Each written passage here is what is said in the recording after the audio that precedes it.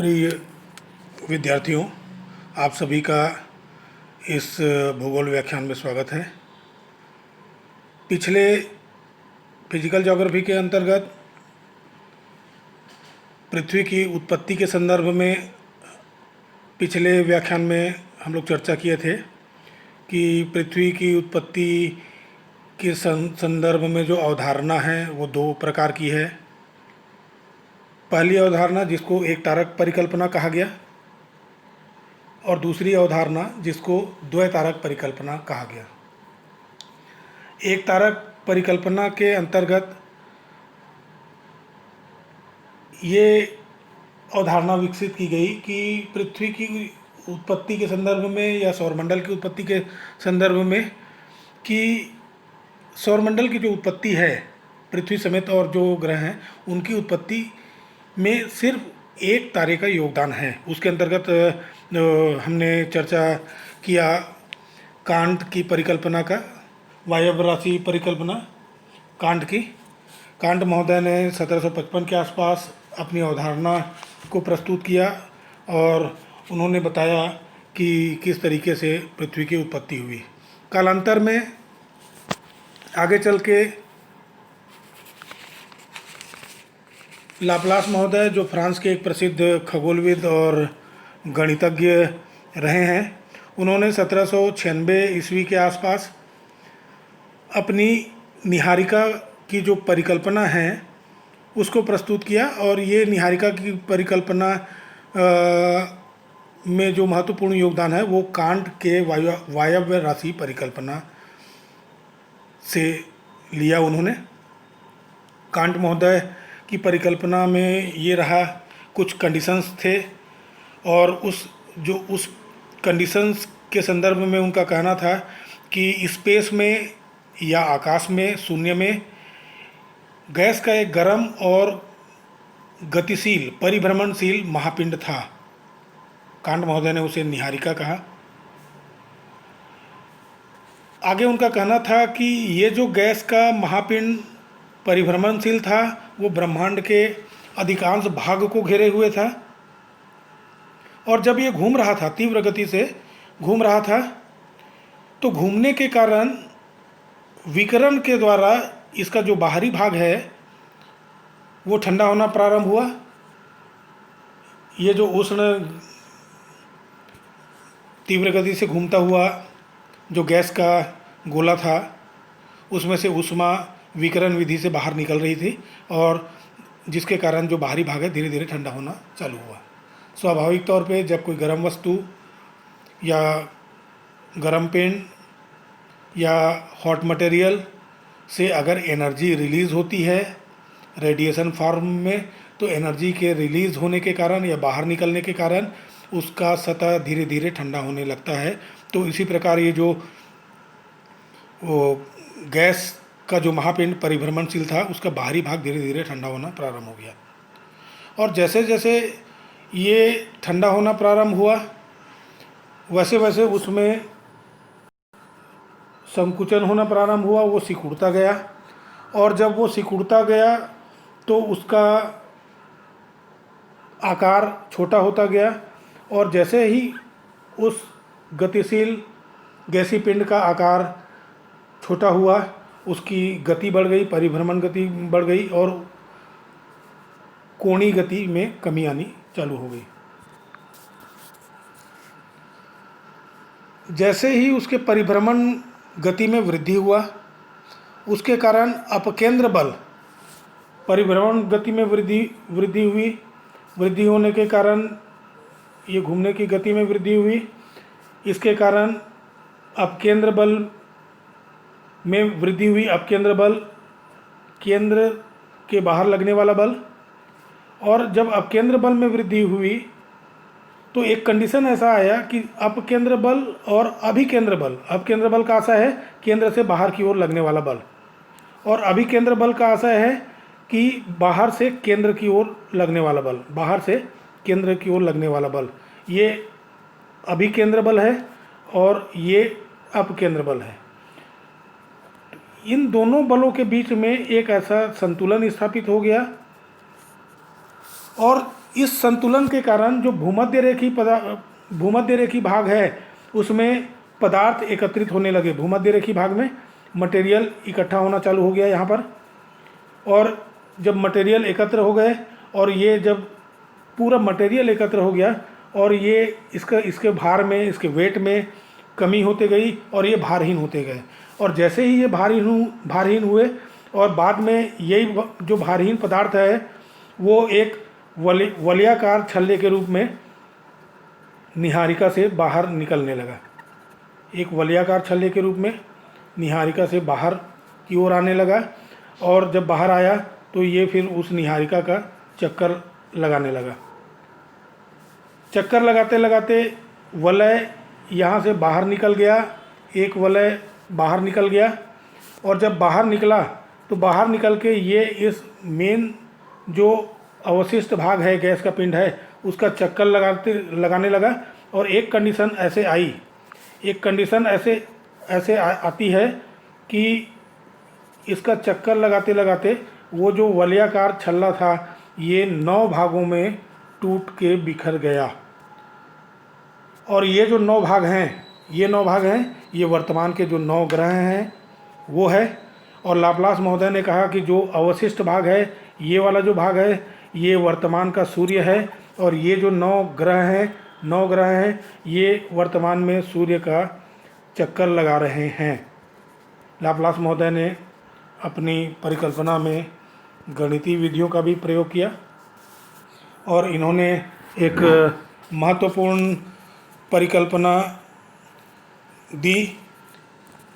Laplace महोदय के अनुसार इसके पक्ष में काफ़ी सारी बातें जो है वो इनका समर्थन करती है।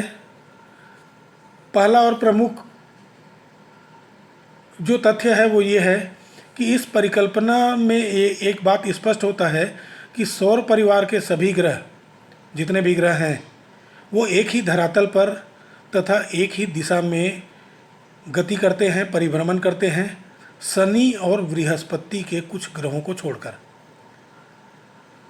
ये सभी पश्चिम से पूर्व की ओर चक्कर लगाते हैं।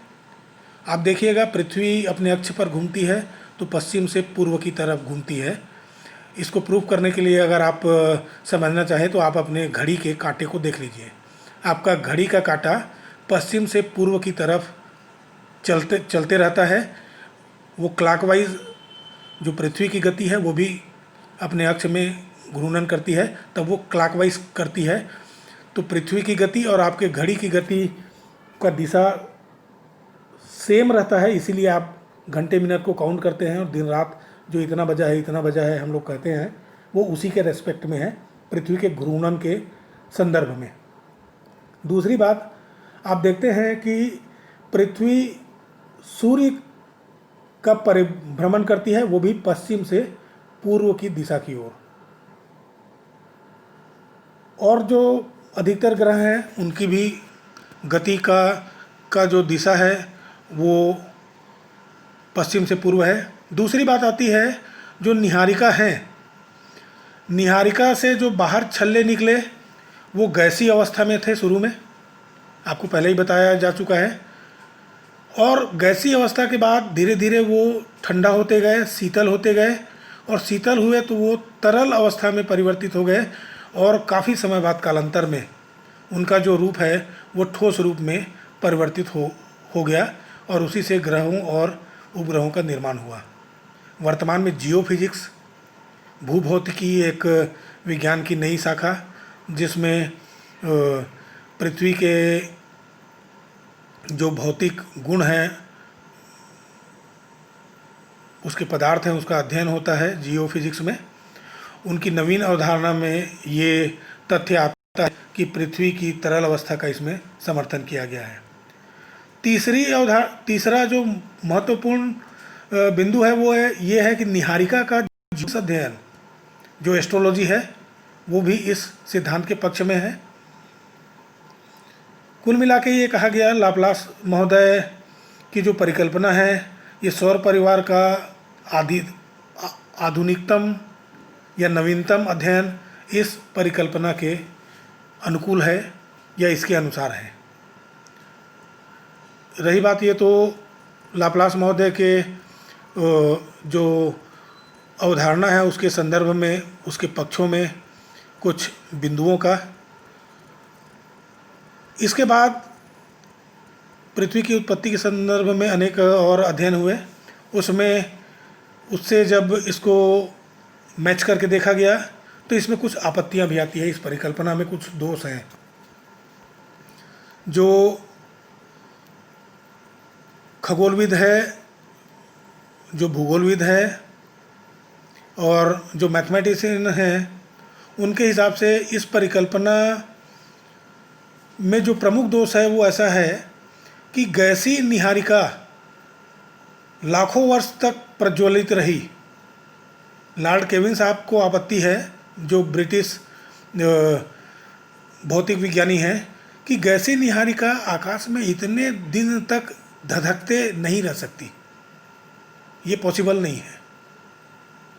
दूसरा जो आपत्ति है वो ये है कि निहारिका का बाहर का भाग में इतना कोणीय संवेग था तो सौरमंडल का निर्माण संभव नहीं था, क्योंकि इस परिस्थिति में संघनन का मतलब है कि धीरे धीरे होकर ठंडा होना, ये पॉसिबल नहीं है। मूल निहारिका का तीसरा जो बात है, मूल निहारिका जो वो गैस का घूमता हुआ जो निहारिका था, गर्म एक पिंड था, उसका विस्तार कुल सौरमंडल के जितना मान लिया जाए, क्योंकि ये माना गया है कि वहीं से पूरे सौरमंडल का निर्माण हुआ है और जो मुख्य भाग बच गया वो वर्तमान सूर्य है। तो ये मान लिया जाए कि निहारिका का विस्तार कुल सौरमंडल के जितना है, तो उसकी घूर्णन गति अधिक नहीं हो सकती। और जब घूर्णन गति अधिक नहीं होगी तो छल्लों के बन के बाहर निकलने की स्थिति नहीं आ सकती, ये संभव नहीं है। आगे ये है कि एक छल्ला निकला और वो ठंडा होकर 9 भागों में टूट गया,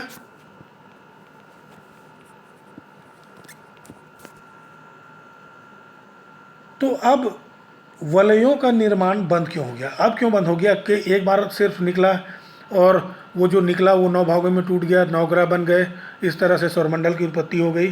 तो क्या ये परिघटना सिर्फ एक ही बार हुई, और एक ही बार हुई तो क्यों एक ही बार, और वर्तमान में क्यों घटित नहीं हो रही है? ये एक महत्वपूर्ण आपत्ति रही इस संदर्भ में।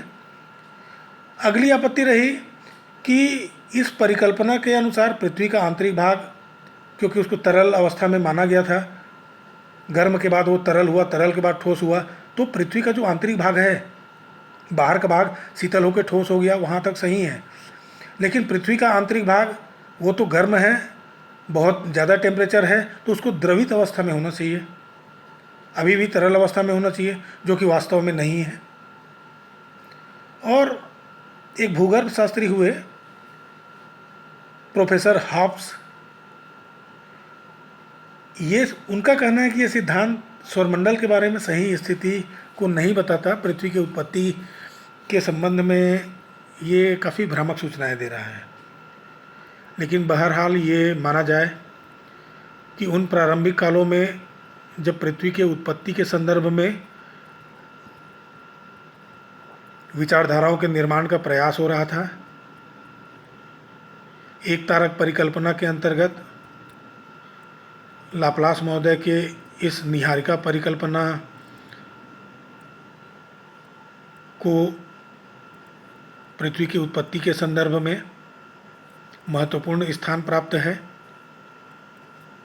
और इस परिकल्पनाओं के संदर्भ में जब विचार किया जाता है तो धीरे धीरे विज्ञान में और शोध और अध्ययन को बढ़ावा मिलता है।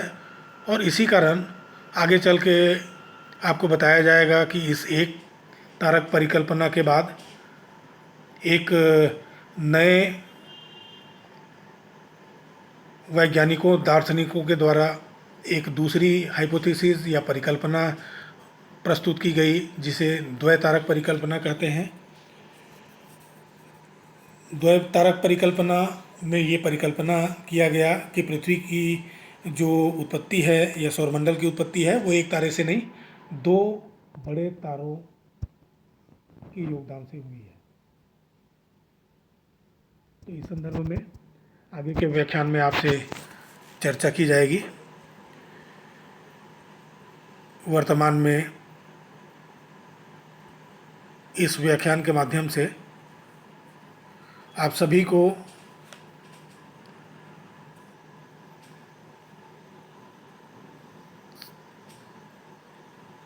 ये आग्रह करता हूँ कि आप इस संकट की घड़ी में, पेंडेमिक सीज़न में थोड़ा सा गंभीर रहेंगे और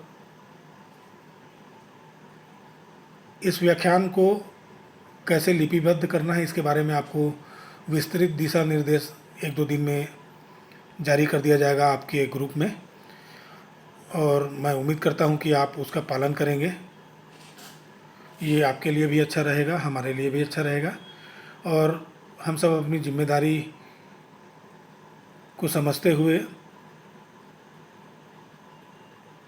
ये कोशिश करेंगे कि अध्ययन और अध्यापन का ये जो क्रम है वो लगातार चलता रहेगा और हम सब उसमें गंभीरता से भाग लेंगे।